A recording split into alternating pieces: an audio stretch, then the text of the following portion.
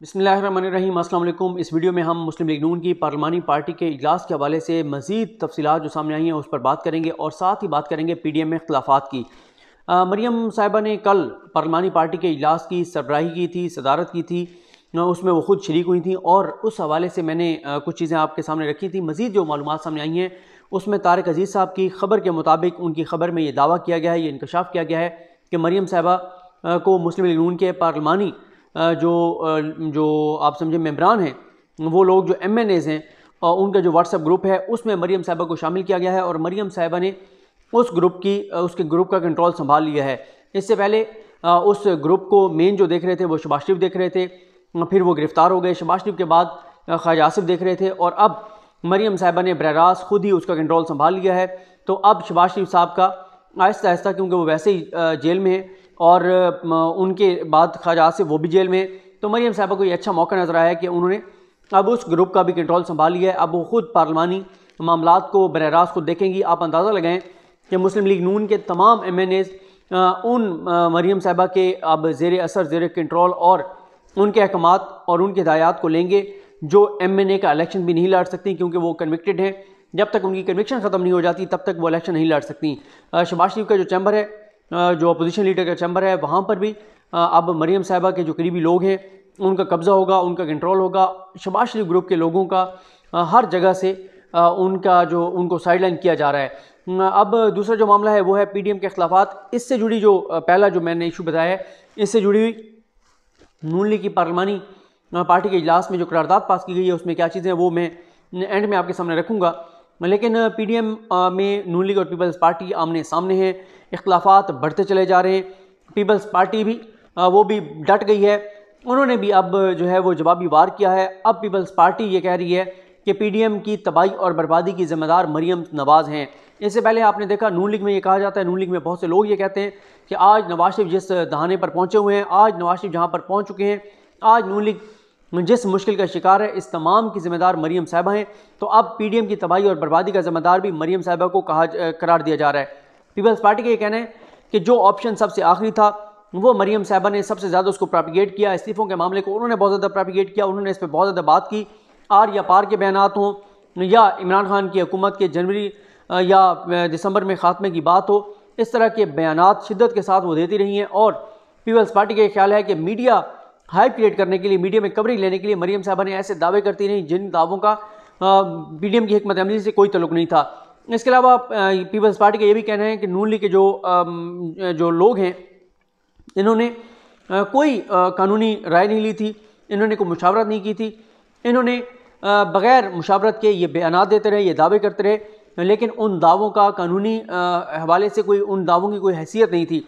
मिसाल के तौर पे वो कहते हैं कि इन्होंने बड़े आराम से कह दिया कि हमें इस्तीफ़े दे देने चाहिए तो सेनेट इलेक्शन नहीं होंगे।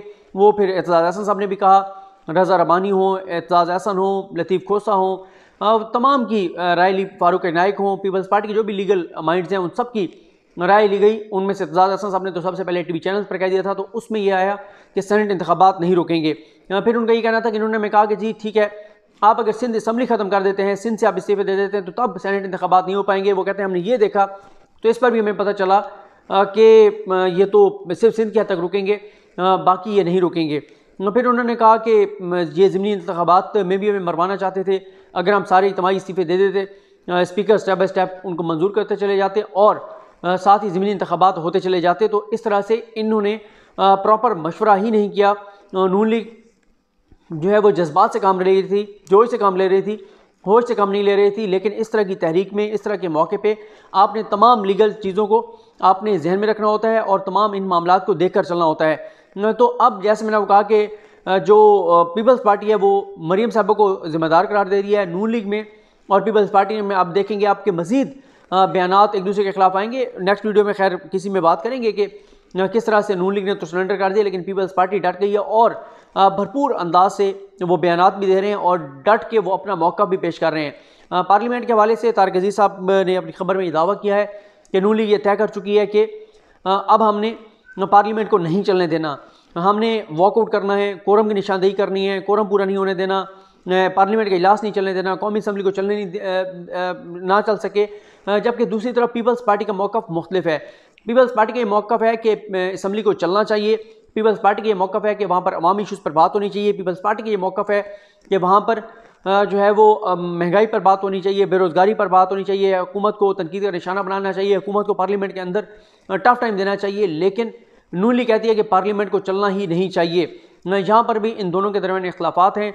अब देखते हैं ये इख्तिलाफ़ात किस तरह से आगे बढ़ते हैं, किस तरह से शदीद होते हैं। और इस सारे माहौल में वन एंड ओनली मौलाना फजलुर रहमान साहब वो गायब नज़र आते हैं, वो एक तमाशाई बने हुए नज़र आते हैं। उनको कोई पूछ ही नहीं रहा। जिनको पीडीएम का सरबराह बनाया गया था उनको कोई अब मुँह नहीं लगा रहा, उनको पूछ नहीं रहा। आपस में लड़ी जा रहे हैं, पीपल्स पार्टी और नून लीग एक दूसरे के खिलाफ बयान दे रहे हैं। लेकिन मौलाना साहब गायब हैं। मौलाना साहब इन दोनों को बिठाकर मसला हल कराने में नाकाम हो चुके हैं। मौलाना साहब को पहले भी कहा गया था कि आप नवाज शरीफ ने कहा था कि मरीम और बिलावल को बिठाकर इनके मामलात क्लियर करवाएं, लेकिन नहीं हो सके थे। और उसके बाद नवाज शरीफ के खुद भी आसिफ अली जरदारी से रब्ता रहा। लेकिन अब ये नज़र आ रहा है कि मौलाना साहब क्योंकि ये मामला हल नहीं करा सके तो मौलाना को साइलेंट कर दिया गया है और नून लीग और पीपल्स पार्टी आपस में ही एक दूसरे के साथ आमने सामने हैं और हिसाब चुकता कर रहे हैं। अब मैं आपको बता देता हूँ नून लीग का जो अलामिया है, जो नून लीग की आप ये कहें कि जो इनकी करारदाद थी 25 जनवरी 2021 की, उसमें कहा गया जो लंबा चौड़ा अलामिया, मैं आपको मुख्तसर इनके पॉइंट्स बताऊँगा कि इजलास मुल्क में महंगाई की ताज़ा लहर पर शदीद एहतजाज करता है जो अवाम की बर्दाश्त से बाहर है और ये अवाम पर जुल्म है। इसमें कोई शक नहीं है, महंगाई है, बहुत ज़्यादा है, ये बात दुरुस्त है। लेकिन बहुत सारी बातें नीचे जाके नून लीग के इस अलामिये में, इस करारदाद में ऐसी हैं कि ऐसे लगता है कि नून लीग कभी इक़्तिदार में नहीं रही। इन बेचारों को एक दिन भी इक़्तिदार नहीं मिला। काश कि इनको इक़्तिदार मिलता तो ये तो पाकिस्तान की तकदीर बदल देते, दूध और शहद की नहरें बहा देते। और बहुत सारे मसाइल जो उनकी वजह से हैं उनको भी उन्होंने इस करारदाद में लिखा है। वो ये कहते हैं कि इजलास करार देता है कि मुल्क में मुसल्लत हुकूमत तबाही की अलामत बन चुकी है जो तबाही के एजेंडे पर कारबंद है और इस तबाही के नतीजे में अंदरून मुल्क मईशत, कारोबार, रोज़गार का धड़न तख्ता होने के बाद अब इदारों की तबाही का अमल जारी है।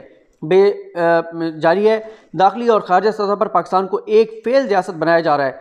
पाकिस्तान के असासे ज़ब्त होने से एक तरफ आलमी सतह पर पाकिस्तान बदनाम हो रहा है, उसके कीमती असासे छीने जा रहे हैं, PIA के जहाज़ ज़ब्त हो रहे हैं, रोज़ बेल्ट होटल जैसे असासे गैरों के कब्ज़े में जा रहे हैं, मुसाफिरों से कैदियों जैसा सलूक हो रहा है, तो दूसरी जानिब कौम के अंदर मायूसी और तौहीन के असरात शदीद तर होते जा रहे हैं। अवाम सवाल पूछ रही है। अच्छा, वैसे मुझे समझ नहीं आती कि अवाम में उस वक्त मायूसी क्यों नहीं फैली थी या तौहीन के असरात उस वक्त क्यों नहीं फैले थे जब वो शाहिद खान अब्बासी साहब के साथ अमेरिका में एयरपोर्ट पर वो मामला हुआ था।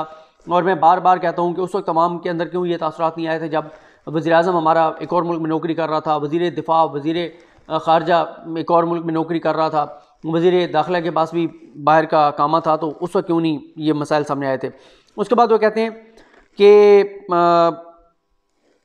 हाँ, अवाम सवाल पूछ रहे हैं कि एक इस्लामी जमहूरी और जोहरी पाकिस्तान के साथ ऐसा क्यों हो रहा है। इस कौमी शर्मिंदगी के ज़िम्मेदार सिलेक्टेड, नाअहल, चोर और गैर मुल्की सरमाए से मुसल्लत होने वाली हुकूमत है। इजलास मुल्क की मुआशी हालत पर शदीद तशवीश और फ़िक्रमंदी का इजहार करता है। मुल्क का बढ़ता हुआ 14,000 अरब का कर्ज़ और हालिया मज़ीद कर्ज़ लेने का फ़ैसला कौमी खुदकुशी के परवाने पर दस्तखत करना है। मज़ीद कर्ज़े के हसूल के लिए मोटरवेज़, हवाई अड्डे और F9 पार्क जैसे कौमी असासे गिरवी रखे जा रहे हैं। सबसे अहम सवाल यह है कि ये कर्ज़ अदा कैसे होगा। अच्छा, ये मोटरवे जिन्होंने भी अपने दौर में रखवाई थी, ये तो इनके अपने दौर में जो चीज़ें हुई थी वो भी इन्होंने यहाँ पर शामिल कर दी हैं। इजलास पाकिस्तान की सावरन गारंटी तस्लीम ना की जाने की इतलात पर शदीद तशवीश का इजहार करते हुए इसे मुआशी दिवालियापन की अलामत करार देता है। ये इजलास मुल्क में गैस की किल्लत और हर रोज़ शदीद होते बहरान पर शदीद तशवीश का इजहार करता है। इजलास मुतालबा करता है कि मुल्क गिर बिजली के शटडाउन की तहकीकात कराई जाएँ। मुल्क की रीढ़ की हड्डी ज़राई शोबा इस वक्त शदीद तरीन बहरान की जद में है। पाकिस्तान के अंदर इदारों में रिटायर्ड और हाजिर सर्विस फौजी काम की तकरीयाँ अमलन मुल्क में मार्शल लॉ की तस्वीर पेश कर रही हैं। इजलास शदीद तशवीश का इजहार करता है कि तनाज़ा जम्मू कश्मीर पर पाकिस्तान अपना रवायती मुकदमा सर्द खाने के सुपुर्द कर चुका है, जो हमारी खारजा पॉलिसी की तारीखी नाकामी का मज़हर है। और ये 10 साल तक मौलाना फजलुर रहमान को चेयरमैन कश्मीर कमेटी रखा गया था, उसका भी कभी हिसाब ये देने को तैयार नहीं रहते, ना है ना देना चाहते हैं। उसके बाद कहा गया कि इजलास पार्टी कायद मोहम्मद नवाज शरीफ के बयानी और असूल के बयानी और असूली तारीखी मौक़िफ़ की मुकम्मल तईद व हमायत करते हुए करार देता है कि फ़लाँ फ़लाँ फ़लाँ लंबी चौड़ी बातें हैं। नवाज शरीफ ने तो ये कहा था कि इस्तीफ़े देने, इस्तीफ़े आप दे नहीं रहे। नवाज शरीफ ने तो कहा था कि लॉन्ग मार्च होगा, वो आप कर नहीं रहे। नवाज शरीफ तो कह रहे हैं कि असम्बली से फ़ौरन बाहर आ जाओ, आप आ नहीं रहे। नवाज शरीफ तो कहते हैं कुछ भी कर लो, ये हुकूमत नहीं चलनी चाहिए, आप कुछ करने को तैयार नहीं है। इजलास PDM की मौजूदा मसाइल से कौम और मुल्क को निकालने की हिकमत अमली की भी तायीद करता है और अब तक की काविशों और उसकी क़यादत के अज़म को सराहता है। इजलास करार देता है कि पार्टी सदर शहबाज शरीफ, हमजा शहबाज, ख्वाजा आसिफ, खुर्शीद शाह की नाहक गिरफ्तारी और कैदोबंद की काबिल मजम्मत हरकतें हुकूमती बोखलाहट और वो वोट को इज्जत दो के बयानी की कामयाबी का सबूत है। इजलास पार्टी रहनुमाओं सैफ खोखर और अफजल खोखर की अमला गिरानी की शदीद मजम्मत करता है। फॉरेन फंडिंग केस मौजूदा हुकूमत की पाकिस्तान दुश्मनों से रकूम लेने का ठोस सबूत है। इजलास मुतालबा करता है कि foreign funding case, Malam Jabba helicopter case, BRT, billion tree tsunami, आटा चीनी चोरी के मुकदमात की रोज़ाना की बुनियादों पर समाअत की जाए। इजलास PDM के सरबराह मौलाना फजल रहमान और उनके साथियों के खिलाफ नायब गर्दी की शदीद मजम्मत करता है। सीख पे अथॉरिटी के हवाले से बात है, मीडिया का गला दबाने के हवाले से बात है। मीडिया का गला दबाने पर भी अलग से बड़ी बात होगी यहाँ पे क्या कह रहे हैं और हकीकत में इन्होंने क्या किया। आगे है इजलास पंजाब में मेडिकल कॉलेजेस में मेडिकल सीटें कम करने के फैसले की शदीद मजम्मत करता है। और उसके बाद कहा गया है कि इजलास में सेनेटर कुलसूम परवीन के इंतकाल, साद वसीम की वालदा और अन्ना मुबशर के कज़न की वफ़ात पर रंजो गम का और अफसोस का इजहार करता है और मरहूमीन के लिए दुआए मग़फ़रत की गई। तो ये अलामी के मुख्तसर पॉइंट्स थे जो मैंने आपके सामने रखे। तो बाकी आपको पता है पॉलिटिकल डेवलपमेंट्स बहुत हो रही हैं, तो आज भी काफ़ी इश्यूज़ पे हम बात करते रहेंगे। मुझे अपनी दुआ में याद रखें। अलकरीम हम सबका हमें नासरू। अल्लाह हाफ़िज़।